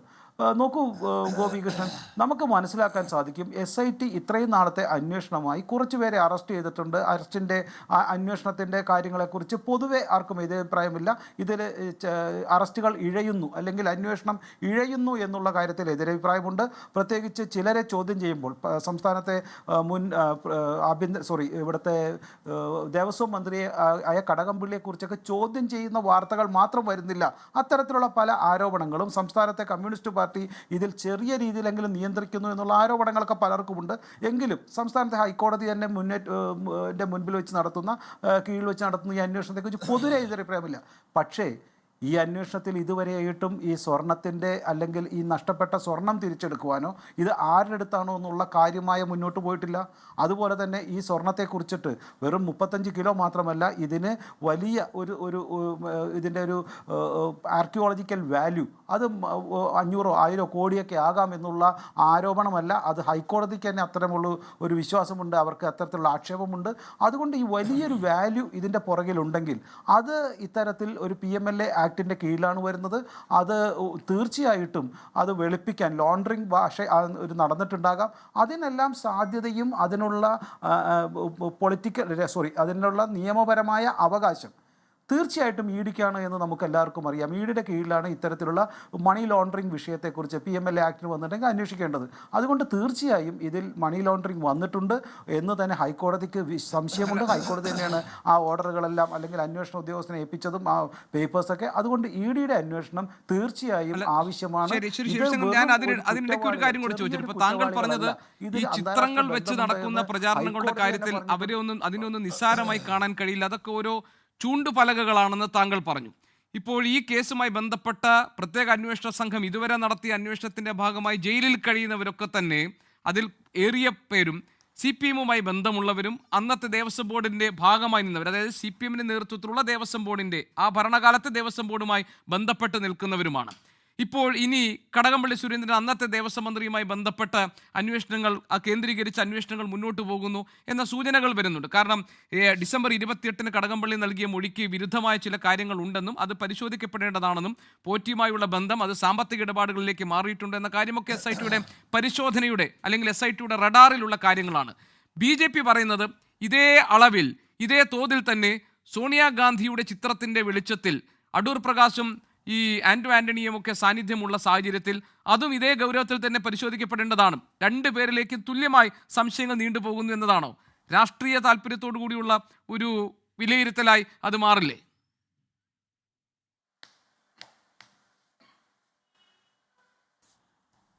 അങ്ങനെയല്ല ഗോപികൃഷ്ണൻ, അത് അത്തരം അന്വേഷണങ്ങൾ നടത്തില്ലെങ്കിൽ ഈ നടക്കുന്ന അന്വേഷണങ്ങൾ ഏകപക്ഷീയമാണെന്നും അത് ഒരു കാലഘട്ടത്തിലെ മാത്രം അന്വേഷണത്തെ അല്ലെങ്കിൽ അഴിമതിയെയും തട്ടിപ്പിനെയും കൊള്ളയെയും കുറിച്ച് മാത്രമാണ് എന്നൊരു തെറ്റിദ്ധാരണ ജനങ്ങളിലേക്ക് പരത്താൻ സാധിക്കും. ഇപ്പോൾ നേരത്തെ സൂചിപ്പിച്ചതുപോലെ ഇത് ഒരു സോണിയാഗാന്ധിയുടെ അടുത്തേക്ക് അങ്ങനെ എളുപ്പമൊന്നും എത്തിപ്പെടാൻ പറ്റില്ല എന്ന് എനിക്ക് നന്നായിട്ടറിയാം. കേരളത്തിലെ കോൺഗ്രസ്സുകാർ പലതവണ എന്നോട് പറഞ്ഞിട്ടുണ്ട്. മറ്റ് സംസ്ഥാനങ്ങളിലെയും കോൺഗ്രസ്സുകാരുടെ സുഹൃത്തുക്കളായി എനിക്കറിയാം. അവർക്ക് അങ്ങനെയൊന്നും എത്തിപ്പെടാൻ പറ്റില്ല. പക്ഷേ ഇവിടെ ഒരു 2 MP-മാരുടെ സ്വാധീനത്തിൽ, ആൻറ്റോൻ്റെയും അതേപോലെ തന്നെ ഇപ്പോൾ UDF കൺവീനറായിട്ടുള്ള അടൂറിൻ്റെയും സാന്നിധ്യത്തിൽ ഇത്തരം കാര്യങ്ങളിൽ വലിയ രീതിയിലുള്ള ഒരു നീക്കുപോക്ക് ആ കാലഘട്ടത്തിൽ നടന്നിട്ടുണ്ടോ? അതുപോലെ തന്നെ സോണിയാഗാന്ധിയുടെ ബെല്ലാരിയിലെ തിരഞ്ഞെടുപ്പ് കാലഘട്ടം മുതൽ ബന്ധമുള്ള ജുവല്ലറി ഉടമകൾക്ക് എങ്ങനെ ഇതുമായിട്ട് ബന്ധം വന്നു? അപ്പോൾ ഇതെല്ലാം വളരെ സീരിയസ് ആയിട്ട് അന്വേഷിക്കേണ്ട വിഷയങ്ങളാണ് തീർച്ചയായും. അതുകൊണ്ട് ഞാൻ സൂചിപ്പിച്ചത് ഇത് വെറും ചൂണ്ടുപലകൾ മാത്രമാണ്. പക്ഷേ അത് ഒരു ഫോട്ടോയിൽ വന്നു എന്നുള്ളതുകൊണ്ട് മാത്രം അന്വേഷണമോ പ്രതികളോ ആവാൻ പാടില്ല എന്ന് ഞാൻ വിശ്വസിക്കുന്നു. പക്ഷേ അതിൻ്റെ പുറകിൽ ഇത്തരത്തിലുള്ള വലിയ തട്ടിപ്പുകൾ നടന്നിട്ടുണ്ടെങ്കിൽ, സൂചനകളാണ് എങ്കിൽ അന്വേഷണം അങ്ങോട്ട് പോകണം. ഒരൊറ്റ മിനിറ്റ് കൂടി ഞാൻ പറയാം. പക്ഷേ ഇത് മാത്രമല്ല കോൺഗ്രസ്സുകാർക്കെതിരെയുള്ള ആരോപണം. നമുക്കറിയാമല്ലോ, ഇവിടെ കോൺക്രീറ്റിൻ്റെ കൊടിമരമാണ് ഉണ്ടായിരുന്നത് എന്ന് ഉറപ്പായിട്ടും എന്തിനാണ് ആ കൊടിമരങ്ങൾ വരെ പൊളിച്ച്, അല്ലെങ്കിൽ അത് പൊളിച്ചു മാറ്റണമെന്നും അത്തരത്തിലുള്ള ഒരു പുതിയ അവിടെ ഒരു സ്വർണത്തിൻ്റെ പാളികൾ വെച്ചിട്ടുള്ള കൊടിമരം സൃഷ്ടിക്കണമെന്നുമുള്ള ആവശ്യം ഈ കോൺഗ്രസിൻ്റെ കാലഘട്ടത്തിലുണ്ടായത്? അത് നമുക്കറിയാമല്ലോ. അജയ് തറയിലുള്ള ആളുകളെല്ലാം അത് വ്യക്തമായിട്ട് പറഞ്ഞിട്ടുള്ളതാണ്. അതുപോലെ തന്നെ ആ കാലഘട്ടത്തിൽ മുതലുള്ള വലിയ തട്ടിപ്പുകൾ, സ്വർണ്ണപ്പാളി, അത് സ്വർണത്തിൻ്റെ കൊടിമരം തന്നെ മോഷ്ടിച്ചു. അപ്പോൾ കോൺഗ്രസിൻ്റെ കാര്യത്തിലും അജയ് തറയിലായാലും, അത് മരിച്ചുപോയ പാവം പ്രയാർ ഗോപാലകൃഷ്ണനെ തലയിൽ കെട്ടിയേൽപ്പിക്കാനായാലും, മരിച്ചുപോയാലും അത്തരത്തിലുള്ള തെറ്റുകൾ ചെയ്തിട്ടുണ്ടെങ്കിൽ അത് പ്രയാറായാലും പ്രയാറിൻ്റെ കൂടെയുള്ള മറ്റ് കമ്മിറ്റി അംഗങ്ങളായാലും തീർച്ചയായിട്ടും അന്വേഷണം പോകണം. അത് കോൺഗ്രസിൻ്റെ കാലഘട്ടത്തിലും ഇത്തരം വലിയ തട്ടിപ്പ് നടന്നിട്ടുണ്ട്. ഇതുകൊണ്ടാണ് ഇവർ അസംബ്ലിയിൽ ചർച്ച നടക്കാത്തത്. ഞാൻ സുഭാഷ് ബാബു സാറിലേക്ക് പോയിട്ട് വരാം. സുഭാഷ് ബാബു സാർ, രണ്ട് അന്വേഷണങ്ങൾ ഇപ്പോൾ നടക്കുന്നുണ്ട്. ഒന്ന്, ഹൈക്കോടതിയുടെ മേൽനോട്ടത്തിൽ പ്രത്യേക അന്വേഷണ സംഘം SIT നടത്തുന്ന അന്വേഷണം ഒരു ഭാഗത്ത്, ഇതിലെ സാമ്പത്തിക ഇടപാടുകളുമായി ബന്ധപ്പെട്ട, കള്ളപ്പണ ഇടപാടുകളുമായി ബന്ധപ്പെട്ട കാര്യങ്ങൾ ഒരു കേന്ദ്ര അന്വേഷണ ഏജൻസി എന്ന നിലയിൽ എൻഫോഴ്സ്മെന്റ് ഡയറക്ടറേറ്റും അന്വേഷിക്കുന്നു. ഈ 2 അന്വേഷണങ്ങൾ നടക്കുമ്പോഴും കേരളത്തിലെ ഭരണപക്ഷത്തിനും പ്രതിപക്ഷത്തിനും ഈ 2 അന്വേഷണങ്ങളിൽ വ്യത്യസ്തമായ അഭിപ്രായങ്ങളുണ്ട്. ഇപ്പോൾ ഉദാഹരണത്തിന്, ഇന്ന് പ്രതിപക്ഷ നേതാവ് പറഞ്ഞത് ഈ മുഖ്യമന്ത്രിയുടെ സമ്മർദ്ദം SITക്ക് മേലുണ്ട് എന്നാണ്. അതായത് SITയുടെ അന്വേഷണം നിഷ്പക്ഷമായി പോകുന്നില്ല എന്നാണ് അദ്ദേഹത്തിൻ്റെ കുറ്റപ്പെടുത്തൽ. ഇനി എൻഫോഴ്സ്മെന്റ് ഡയറക്ടറേറ്റിൻ്റെ അന്വേഷണം വന്നപ്പോൾ കേരളത്തിൻ്റെ സർക്കാരിൻ്റെ ഭാഗമായി നിൽക്കുന്ന ദേവസ്വം മന്ത്രി VN വാസവൻ പറയുന്നു EDയുടെ ഇപ്പോഴത്തെ വരവ് സംശയകരമാണ് എന്നാണ്. ഈ 2 അന്വേഷണ ഏജൻസികളുടെ സാന്നിധ്യം കേരളത്തെ സംബന്ധിച്ച് പ്രധാനപ്പെട്ട കാര്യം, അയ്യപ്പൻ്റെ മുതൽ കട്ടവരാരാണ്, അവ എങ്ങനെയാണ് സംഭവിച്ചത്, ആ സ്വർണത്തിന് എന്ത് സംഭവിച്ചു എന്ന കാര്യങ്ങൾ കൃത്യമായി അറിയുക എന്നതാണ്. ഈ 2 അന്വേഷണങ്ങളും വന്നു നിൽക്കുമ്പോൾ അതിലൊരു വ്യക്തത വരാനുള്ള സാധ്യതകൾ കുറയുകയാണോ, കാലതാമസം ഉണ്ടാകുമെന്നാണോ, അതോ ഇതെല്ലാം രാഷ്ട്രീയ താല്പര്യത്തോടു കൂടി ഈ ഉപയോഗപ്പെടുത്തുന്നു എന്നാണോ നമ്മൾ മനസ്സിലാക്കേണ്ടത്? അങ്ങനല്ല. കാരണം ക്രിമിനൽ കേസ്, അതായത് BNS-ഉം PC ആക്ട് പ്രകാരമുള്ള കേസുകൾ അന്വേഷിക്കാൻ EDക്ക് PMLA കേസുകൾ മാത്രമേ അന്വേഷിക്കാൻ പറ്റുള്ളൂ. ഈ കേസുകൾ അന്വേഷിക്കണമെങ്കിൽ പോലീസിൻ്റെ അല്ലെ CBIയുടെ അന്വേഷണ സംവിധാനങ്ങൾക്ക് മാത്രമേ പറ്റുള്ളൂ. അപ്പോൾ ഇവർ SIT അന്വേഷിക്കാൻ വേണ്ടിയിട്ട് EDക്കും, ED അന്വേഷിക്കാൻ ഈ പോലീസിനും ജൂറിസ്ഡിക്ഷൻ ഇല്ല. അപ്പോൾ അതുകൊണ്ട് പോലീസ് അന്വേഷിക്കുന്നത്, അല്ലെങ്കിൽ SIT ഹൈക്കോടതിയുടെ മേൽനോട്ടത്തിൽ അന്വേഷിക്കുന്നത് ഇവിടെ ചെയ്യപ്പെട്ട ക്രിമിനൽ കുറ്റങ്ങൾ എന്തെല്ലാമാണ്, ആ ക്രിമിനൽ കുറ്റങ്ങളിൽ ആരൊക്കെയാണ് പ്രതികൾ, ആ ക്രിമിനൽ കുറ്റത്തിൽ നഷ്ടപ്പെട്ട മുതലുകൾ എവിടെ, ആ മുതലുകൾ കണ്ടെടുക്കുക എന്നും അതിനാവശ്യമായ തെളിവ് ശേഖരണയും അതിന് ശാസ്ത്രീയമായ പരിശോധനാ ഫലങ്ങളും ശേഖരിക്കുക എന്നുള്ളതാണ് അവരെ സംബന്ധിച്ചിട്ടുള്ളത്.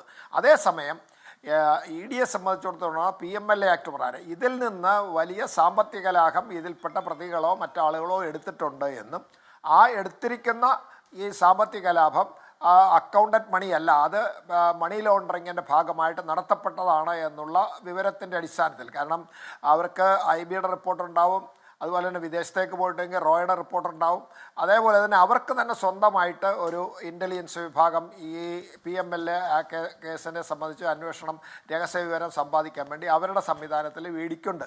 അപ്പോൾ ഇതിൽ നിന്ന് ആരുടെയെങ്കിലും വിവരത്തിൻ്റെ അടിസ്ഥാനത്തിലാണ് അവർ ഈ അന്വേഷണം തുടങ്ങുന്നത്. അതിനു വേണ്ടിയിട്ടാണ് രേഖകളൊക്കെ ആവശ്യപ്പെടുന്നത്. രേഖകളൊക്കെ ആദ്യം SIT കൊടുക്കാൻ വിസമ്മതിച്ചു.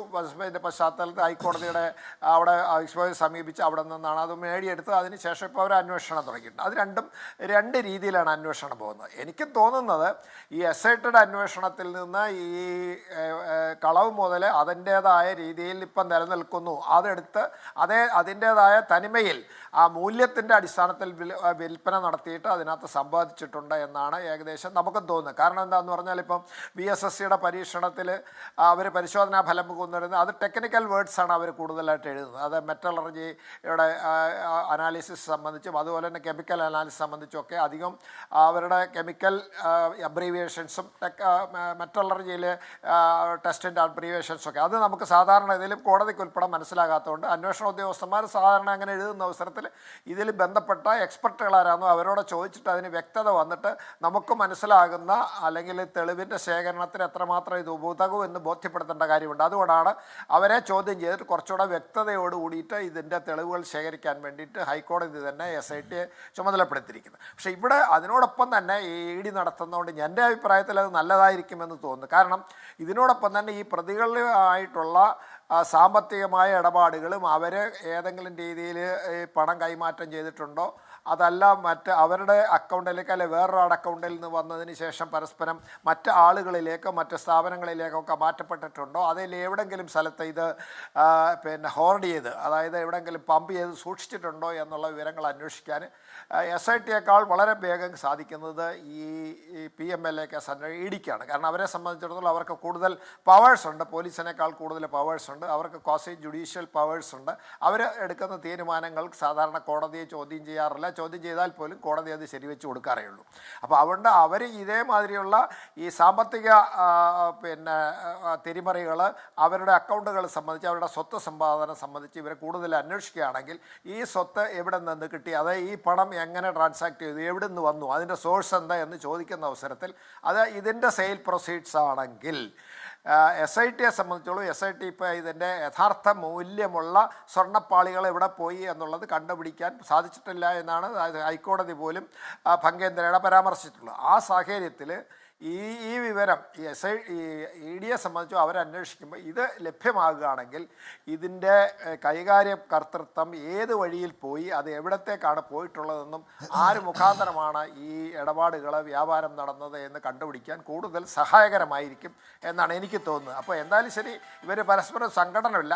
അങ്ങനെ EDയുമായിട്ടൊരു അന്വേഷണ സംഘടന വന്നു കഴിഞ്ഞാൽ EDയാണ് അതിനകത്ത് EDയുടെ അന്വേഷണം വരുമ്പോൾ ഇത് പൂർണ്ണമായിട്ട് ചിലപ്പോൾ നിർത്തേണ്ടി വരും. പക്ഷേ ഇവിടെ അത് അങ്ങനെയുള്ളൊരു സംഘടനയുടെ പ്രശ്നം വരുന്നില്ല. കാരണം കോടതി നേരിട്ട് ഒരു കേസ് സൂപ്പർവൈസ് ചെയ്യുമ്പോൾ അത് എന്തെങ്കിലും പ്രശ്നമുണ്ടായി കോടതിയെ ബോധ്യപ്പെടുത്തി കഴിഞ്ഞാൽ ആ പ്രശ്നം അവർക്ക് പരിഹരിക്കാൻ പറ്റും. അതുകൊണ്ട് അങ്ങനെ പ്രതിസന്ധി ഘട്ടങ്ങളൊന്നും ഈ അന്വേഷണത്തിൽ രണ്ടിലും സംഭവിക്കില്ല. പക്ഷേ എന്തു വന്നാലും എൻ്റെ അഭിപ്രായത്തിൽ ഈ രണ്ട് അന്വേഷണം ഒരേ രീതിയിൽ പോകുന്നത് പരസ്പര സഹായ സാഹചര്യങ്ങൾ ഉണ്ടാക്കാൻ ഉതകുന്ന രീതിയിലേക്ക് മാറ്റപ്പെടാനുള്ള ഒരു അവസരമുണ്ട് എന്നുകൂടി നമ്മൾ വിസ്മരിക്കരുത്. ബാക്കി കാര്യങ്ങൾ എനിക്ക് തോന്നുന്നു രാഷ്ട്രീയ സ്വഭാവമുള്ള വിമർശനങ്ങളാണ് അല്ലേ?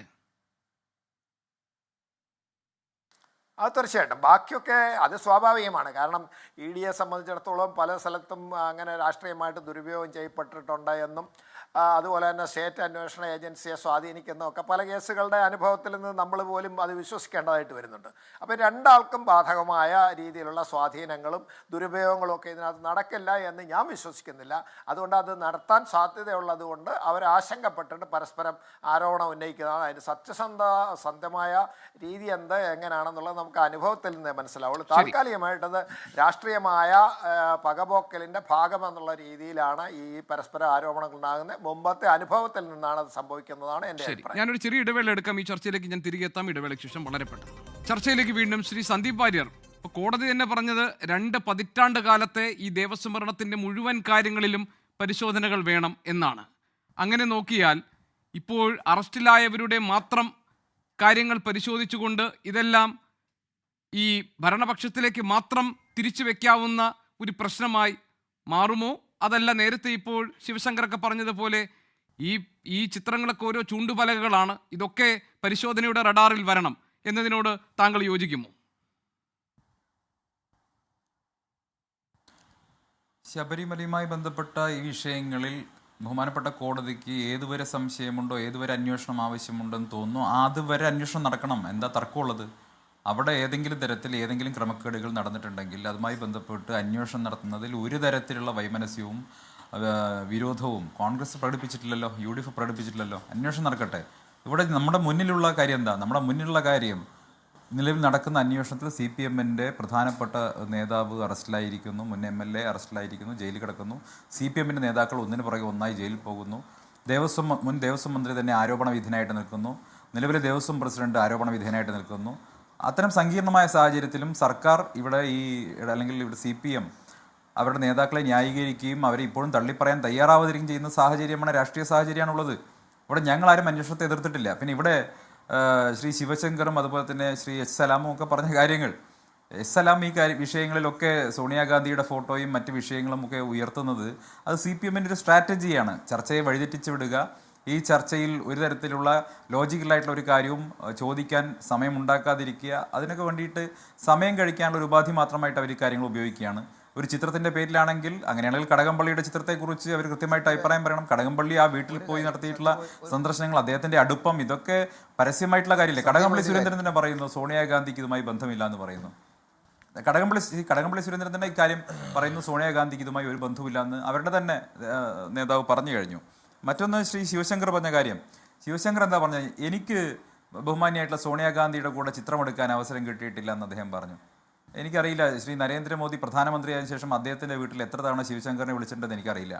സുരേന്ദ്രൻ്റെ വീട്ടിൽ പോലും ശിവശങ്കറിനെ കയറ്റി ഒരു ഫോട്ടോ എടുപ്പിക്കുമെന്ന് എനിക്ക് തോന്നുന്നില്ല. എനിക്ക് അതിൻ്റെ ഉള്ളത്തെ സാഹചര്യം അറിയാലോ. അപ്പോൾ അതൊന്നും കോൺഗ്രസ് നേർക്കൊരു ആരോപണമായിട്ട് വെക്കേണ്ട. നെഹ്റു ഫാമിലിയുടെ ഒരു ട്രഡീഷൻ എന്ന് പറയുന്നത്, നെഹ്റു ഫാമിലിയുടെ മാത്രമല്ല, ഡൽഹി പൊളിറ്റിക്സിലെ ഒരു കോമൺ ട്രഡീഷൻ, അത് ഗോപികൃഷ്ണനൊക്കെ ഡൽഹിയിൽ പോയിട്ടുള്ളത് കൊണ്ട് അറിയാമായിരിക്കും, അവിടെ ജോലി ചെയ്തിട്ടുള്ളത് കൊണ്ട് അറിയാമായിരിക്കും. അവിടുത്തെ ഒരു കോമൺ ട്രഡീഷൻ, അവിടുത്തെ നാഷണൽ ലീഡേഴ്സിൻ്റെ ഒക്കെ വീടുകളിൽ ആളുകൾ ചെല്ലുന്നത് പതിവാണ്. നിങ്ങൾ തന്നെ സോണിയാഗാന്ധി വിത്ത് സിഖ് ലീഡേഴ്സ് എന്ന് പറഞ്ഞിട്ടോ സോണിയാഗാന്ധി വിത്ത് ക്രിസ്ത്യൻ ലീഡേഴ്സ് എന്ന് പറഞ്ഞ് ഗൂഗിളൊന്ന് സെർച്ച് ചെയ്ത് നോക്കൂ. നിങ്ങൾക്ക് എത്രയോ ചിത്രങ്ങൾ, സമാനമായ ചിത്രങ്ങൾ കാണാൻ സാധിക്കും. നമ്പട്ടൺ ജനപഥത്തിൽ കടന്നു ചെല്ലുന്ന റിലീജിയസ് ലീഡേഴ്സിനെ അവിടെ സ്വീകരിക്കാറുണ്ട്, അവിടെ അവരുടെ കൂടെ ഫോട്ടോ എടുക്കാറുണ്ട്, അവർ കൊണ്ടുവരുന്ന പൂജാദ്രവ്യങ്ങളോ അതല്ലെങ്കിൽ അവരുടെ വിശുദ്ധമായിട്ടുള്ള വസ്തുക്കളോ സ്വീകരിക്കാറുണ്ട്. അതൊരു ട്രഡീഷൻ്റെ ഭാഗമാണ്. അത് കേവലം സോണിയാഗാന്ധി എന്നൊരു നേതാവ് മാത്രമല്ല, ഡൽഹിയിൽ പൊതുവെ പിന്തുടരുന്ന ഒരു കോട്ടയാട് പൊളിറ്റിക്സിൻ്റെ ഭാഗമാണെന്നുള്ളത് ഡൽഹി പൊളിറ്റിക്സിനെ കുറിച്ച് അറിയുന്ന എല്ലാവർക്കും അറിയാം. ഇവിടെ കേരളത്തിൽ ഇങ്ങനെ തെറ്റിദ്ധാരണ ഉണ്ടാക്കാൻ വേണ്ടി നിങ്ങൾ നോക്കും. പക്ഷേ മറുവശത്ത് മുഖ്യമന്ത്രി പിണറായി വിജയനും കടകംപള്ളി സുരേന്ദ്രനും ഒക്കെ ഉണ്ണീഷം പോറ്റിയുമായിട്ടുള്ള ബന്ധം, അതല്ലെങ്കിൽ മുഖ്യമന്ത്രിയുടെ പരിപാടിയിൽ, ഔദ്യോഗിക പരിപാടിയിൽ പോയി ഈ ഉണ്ണീഷം പോറ്റിയുടെ കയ്യിൽ നിന്നാണ് ഈ താക്കോൽ സ്വീകരിക്കുന്നത്. അത് വളരെ ഗുരുതരമായിട്ടുള്ള വിഷയമല്ലേ? അപ്പോൾ അതല്ലേ കൂടുതൽ ഗൗരവതരമായിട്ടുള്ളത്. അത് മൂടി വെക്കാൻ വേണ്ടി സോണിയാഗാന്ധിക്കും കോൺഗ്രസ് ലീഡേഴ്സിൻ്റെ പുറകെയും പോയിട്ട് കാര്യമില്ല. മറ്റൊന്ന് ശിവശങ്കരൻ പറഞ്ഞ കാര്യം എന്താ?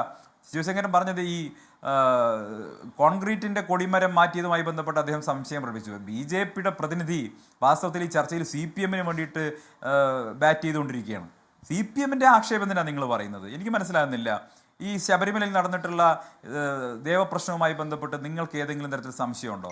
ദേവപ്രശ്നം ആചാരബദ്ധമായിരുന്നില്ല എന്ന് BJPക്ക് ആരോപണമുണ്ടോ? സത്യത്തിൽ BJPക്ക് അങ്ങനെ ഒരു ആരോപണം ഇല്ല എന്നാണ് ഞാൻ മനസ്സിലാക്കുന്നത്. ഇവിടെ ശിവശങ്കർ പറഞ്ഞത് CPM-ൻ്റെ ആരോപണമാണ്, ആക്ഷേപമാണ്. അതായത് ഇവിടെ S. സലാമിൻ്റെയും ശിവശങ്കറിൻ്റെയും ശബ്ദം പട്ടണപ്രവേശത്തിലെ തിലകൻ്റെയും അതുപോലെ ശ്രീനിവാസിൻ്റെയും ശബ്ദം പോലെയാണ്. രണ്ടു കൂട്ടരെയും ശബ്ദം കേട്ടാൽ ഒരുപോലെ ഇരിക്കുന്നു. അപ്പോൾ CPM-ന് വേണ്ടിയിട്ടുള്ള ആരോപണവും ആക്ഷേപവും ഇവിടെ ശിവശങ്കർ ഉന്നയിക്കുന്ന വളരെ വിചിത്രമായിട്ടുള്ള കാര്യമാണ്.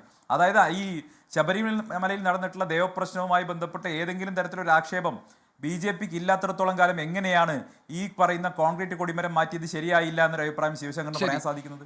അങ്ങനെ അഭിപ്രായം ഉണ്ടെങ്കിൽ പറയണം. ശബരിമലയിലെ ആചാരവുമായി ബന്ധപ്പെട്ട നിരവധിയായിട്ടുള്ള ചോദ്യങ്ങൾക്ക് അദ്ദേഹം മറുപടി പറയേണ്ടി വരും. അവിടെ തന്ത്രിയുമായി ബന്ധപ്പെട്ട കാര്യങ്ങൾക്ക് അദ്ദേഹം മറുപടി പറയേണ്ടി വരും. ഞാൻ കൃത്യമായിട്ട് പറയാം.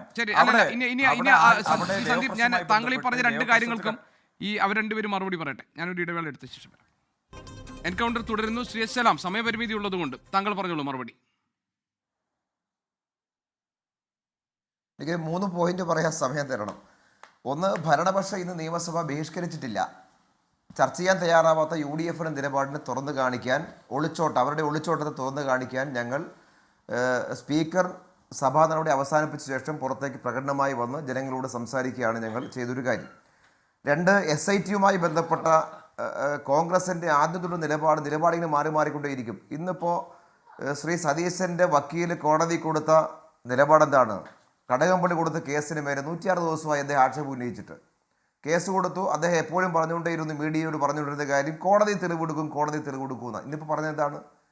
ഒന്നും എൻ്റെ കൈവശമില്ല.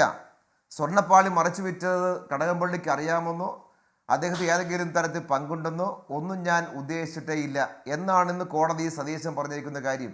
ഇപ്പോൾ ഇവിടെ ശ്രീ സന്ദീപ് വാര്യരെന്ന് വാദിക്കുന്ന ഒരു അർത്ഥവുമില്ല കടകംപള്ളിയുടെ പേര് പറയുന്ന കാര്യത്തിൽ.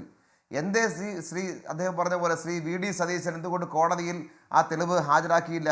ഗൗരവമായി നമ്മൾ ആലോചിക്കൊണ്ടൊരു കാര്യമാണ്. ഈ നിമിഷം വരേക്കും ഒരു തെളിവും അവിടെ ഇല്ല. ഇങ്ങനെ ഗ്യാസ് അടിച്ച് സ്വീകരിക്കപ്പെടുന്നത്. ഒന്ന് ശ്രീ ശിവശങ്കർ പറയേണ്ട കാര്യം നിലപാട് ഞങ്ങൾ വ്യക്തമാക്കാൻ ആഗ്രഹിക്കുന്നു. ഈ സ്വർണ്ണക്കൊള്ളയുമായി ബന്ധപ്പെട്ട ഞങ്ങളുടെ പാർട്ടിയുമായി ബന്ധപ്പെട്ടതോ ദേവസ്വം ബോർഡ് ഏൽപ്പിച്ച ഞങ്ങളുടെ പാർട്ടിയിൽപ്പെട്ട ആൾക്കാർ ഉൾപ്പെടെ ആരെങ്കിലും അതുമായി ബന്ധപ്പെട്ട് കട്ടതോ കൂട്ടുതന്നതോ പിന്തുണച്ചത് ആരുണ്ടെങ്കിലും ഉപ്പ് തിന്നാൽ വെള്ളം കുടിക്കണം, വെള്ളം കുടിക്കണം എന്ന നിലപാട് തന്നെയാണ് വ്യക്തമായിട്ട് ഉള്ളത് എന്നുള്ളതാണ്. ശ്രീ ശിവശങ്കർ പറഞ്ഞ തന്ത്രി അറസ്റ്റ് നേതാവാണ് കെ സുരേന്ദ്രൻ എന്ന് പറഞ്ഞതിൽ എനിക്ക് വളരെ ബഹുമാനമുണ്ട്. കാരണം സോണിയാഗാന്ധിയുടെ ഒപ്പം നിർത്താവുന്ന ഒരു നേതാവ് തന്നെയാണ് സുരേന്ദ്രൻ. അത് അദ്ദേഹം അംഗീകരിച്ചാൽ എനിക്ക് വളരെ സന്തോഷമുണ്ട്. രണ്ട്, നരേന്ദ്രമോദിയുടെ ഒപ്പമുള്ള ജനങ്ങളുടെ ഫോട്ടോ ഇന്ന് കേരളത്തിലെ തന്നെ ഏത് ബൂത്ത് പ്രസിഡന്റ് എടുത്തു നോക്കിയാലും നരേന്ദ്രമോദിയുടെ ഒപ്പമുള്ള ഫോട്ടോ ഉണ്ട് എന്നുള്ളത് അദ്ദേഹത്തിന് ഒരുപക്ഷെ അതൊരു കുശുമ്പായിരിക്കാം, കണ്ണുകടിയായിരിക്കാം, അദ്ദേഹത്തിന് അത്തരത്തിലുള്ള താല്പര്യം ഇപ്പോൾ കോൺഗ്രസിൽ കാണാത്തതുകൊണ്ടായിരിക്കാം എന്ന് ഞാൻ വിശ്വസിക്കുന്നു. ഏറ്റവും പ്രധാനപ്പെട്ടത് ഇവിടെ ഞങ്ങൾ പറയുന്നത് കൊടിമരത്തിൻ്റെ കാര്യത്തിൽ വലിയ തട്ടിപ്പ് നടന്നു കഴിഞ്ഞാൽ അതിനെ എന്തിനാണ് ദേവപ്രശ്നമായിട്ട് ബന്ധപ്പെടുന്നത്? അഴിമതി നടന്നാൽ അത് ദേവപ്രശ്നമാണെങ്കിലും അല്ലെങ്കിലും ആ ദേവപ്രശ്നം ഉണ്ടായിട്ടാണോ വലിയ രീതിയിലുള്ള അല്ല കോൺക്രീറ്റ് ചതലുണ്ടായി പ്രശ്നം നടത്തിയ അവിടെ നടന്നത് അവിടെ വലിയ രീതിയിൽ വലിയ അഴിമതി നടന്നു എന്നുള്ളതാണ് പ്രശ്നം. അത് ദേവപ്രശ്നം നടത്തിയത് കോൺക്രീറ്റ് ആണോ ഇല്ലെന്നുള്ള വെച്ചിട്ടല്ല, കോൺക്രീറ്റ് കാര്യത്തിൽ വലിയ രീതിയിലുള്ള ഒരു തട്ടിപ്പ് നടന്നു എന്നുള്ളതല്ല. അവിടെ തട്ടിപ്പ് നടന്നപ്പോൾ കോൺഗ്രസിന്റെ നേതാക്കളായിരുന്നു ആ കാലഘട്ടത്തിൽ അതുമായി ബന്ധപ്പെട്ട് കൂടുതൽ ചർച്ചകൾ ആവശ്യമാണ്. രാഷ്ട്രീയ ആരോപണ പ്രത്യാരോപണങ്ങൾക്കപ്പുറത്ത് എൻഫോഴ്സ്മെന്റ് ഡയറക്ടറേറ്റും പ്രത്യേക അന്വേഷണ സംഘവും ഒക്കെ നടത്തുന്ന പരിശോധനയിലൂടെ അയ്യപ്പന്റെ മുതലക്കട്ടവരാരാണ് എന്ന് ഈ തെരഞ്ഞെടുപ്പിന് മുൻപെങ്കിലും തെളിയുമോ? നമുക്ക് കാത്തിരിക്കാം. ഈ ചർച്ചയിൽ പങ്കെടുത്ത എല്ലാ അതിഥികൾക്കും നന്ദി. എൻകൗണ്ടറിന് ഇവിടെ പൂർത്തിയാകുന്നു. മറ്റൊരു വിഷയമായി നാളെ ഇതേ സമയം. നമസ്കാരം.